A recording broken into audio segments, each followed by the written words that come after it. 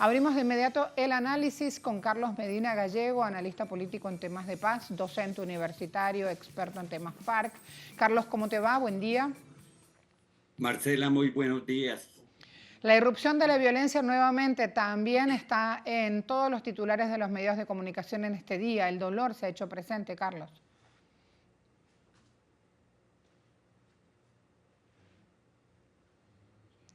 ¿Pudiste oírme? No, perdí la comunicación. De acuerdo, repito, digo, lamentablemente el dolor de nuevo se ha hecho presente en Colombia y esos hechos de violencia son titulares hoy. Marcela, estoy sin sonido. De acuerdo, vamos a hacer una No, pero, pequeña... A ver, asegúrate por no, pero favor si sí, puedes oírme. sí, si quiere intervengo sobre lo que acabas de decir Por y favor. miramos cómo vamos una. Sí, mire, Colombia está entrando en en un periodo supremamente complejo en materia política y en materia de violencia. Los hechos que se No, no, han gracias. venido desarrollando Los hechos que se han venido desarrollando en el Cañón del Micay y en el nordeste antioqueño están colocando en evidencia el interés de ciertos sectores de los grupos armados ilegales de disputar al Estado las políticas públicas en materia de seguridad que están dirigidas fundamentalmente a combatir el delito del narcotráfico. Los hechos del Micay, donde ha sido duramente golpeado el Estado Mayor Central de las FARC, disidencias del extinto grupo de las FARC, y en la región de Amalfi, donde igualmente se encuentran cultivos de coca que han venido siendo ahogados por la acción de la institucionalidad del Estado, particularmente por la fuerza pública, ha generado una reacción de estos grupos que genera prácticas de terrorismo. En lo que no puede quedar duda es que estas no son prácticas de guerra sencilla, sino que son prácticas de terrorismo que afectan fundamentalmente a la población.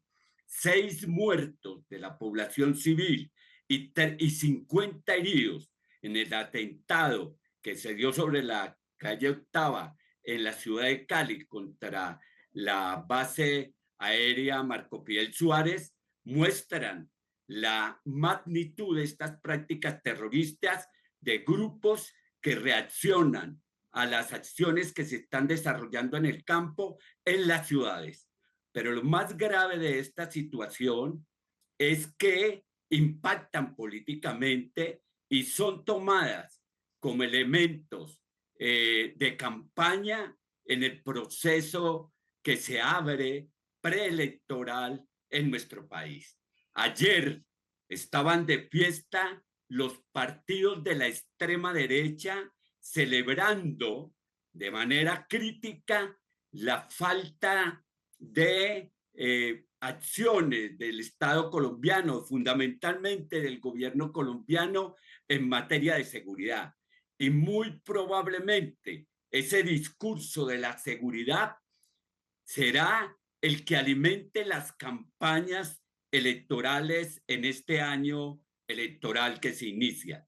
La situación es compleja en razón de que la mayoría de los grupos armados están en una tercera ola de violencia cuyo fundamento esencial es poder hacer una economía capitalista criminal de acumulación privada con fines de explotación de las empresas ilegales del narcotráfico, pero también de un amplio portafolio de violencia. Estamos entrando en Colombia en un ciclo de violencia que va a generar una situación crítica para las poblaciones en materia de seguridad y en materia de derechos humanos. Y esa situación crítica de violencia se va a dar en un contexto de lucha política donde la extrema derecha está interesada de desprestigiar de la manera más eficiente que pueda, utilizando todos los medios corporativos, al gobierno del pacto histórico en cabeza del presidente Gustavo Petro para posesionar alguna figura desde la extrema derecha que pueda disputar a la candidatura que salga de las coaliciones o de los procesos unitarios de la izquierda. Este aspecto es fundamental a tomar en cuenta porque todo acto de violencia que se desarrolle va a ser explotado en un sentido electoral. Muy interesante de sumar también, de que cada hecho se usa en un tiempo electoral con fines electorales, Carlos. Sí, de eso se trata fundamentalmente, Marcela. Yo quiero señalar que el gobierno del pacto histórico ha hecho todo lo que ha estado a su alcance para buscar consolidar una paz total en nuestro país y que muchas de esas organizaciones han contado con la oportunidad del gobierno que les ha ofrecido el gobierno en la instalación de mesas y en la construcción de agendas, pero que eso es utilizado políticamente sin que el interés esencial de poner fin a la guerra esté claramente decidido por estas organizaciones y que de lo que se trata fundamentalmente es de mantener ese manto político de las organizaciones mientras delinquen en las prácticas del narcotráfico en ese modelo de economía transnacional que representa el narcotráfico. Entonces, si usted se da cuenta, los atentados se generan cuando el gobierno y la fuerza pública actúa sobre territorios en los que los cultivos de hoja de coca y las cocinas o laboratorios donde se procesa el clorhidrato de cocaína son objeto de la acción institucional. Esto es Amalfi, esto es la región del Catatumbo, esto es el Caquetá, esto es el Cañón del Micay. Todas estas regiones están siendo controladas por la fuerza pública y no son pocas las veces en que las organizaciones armadas ilegales utilizan a la población. Hace apenas unas 3 semanas o 2 semanas, grupos de la fuerza pública fueron secuestrados por la población en el Cauca cuando estos intervenían contra los grupos armados ilegales en zonas donde el cultivo de hoja de coca hace parte de las economías ilegales de los territorios en que el Estado está empeñado en pacificar. Fíjate, Carlos, que para aquellos que buscan agitar las aguas, sobre todo en redes sociales, en los espacios mediáticos, hay que decir que no es la primera vez que se militariza Cali, con lo cual también ahí hay que poner un poco de información de la historia reciente, de memoria activa para ir a esos hechos y entender la medida.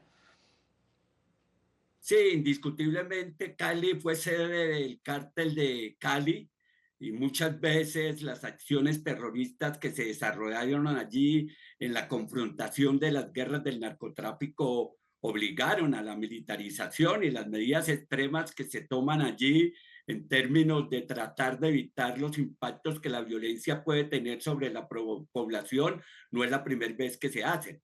A mí lo que me llama la atención es que quienes critican la política de seguridad y salen a hacer política con estos hechos de violencia han gobernado el país durante más de 70, 200 años y han enfrentado el fenómeno del narcotráfico y han construido unas relaciones de connivencia criminal con ese fenómeno, como lo construyeron con el paramilitarismo y como lo construyeron con las empresas criminales transnacionales en esa amangualamiento que generó un modelo de sociedad mafiosa. Entonces hay unos elementos de carga moral que no pueden sacar ellos y presentarlos a la opinión pública porque durante los muchos décadas de gobierno de estos grupos que hoy utilizan esto para hacer campaña electoral, nunca se fueron lo suficientemente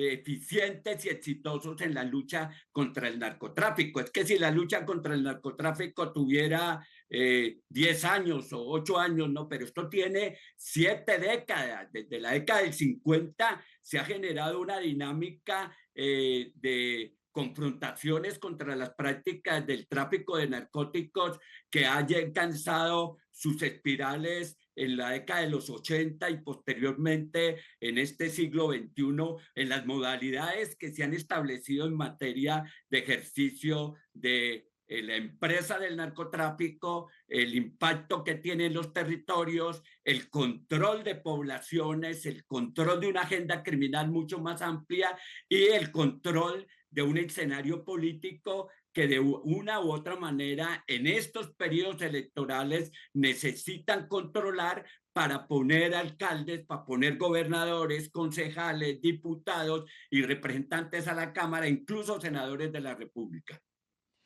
Voy a concluir ya este análisis con un dato que es muy, muy importante también, Carlos, que lo hablemos.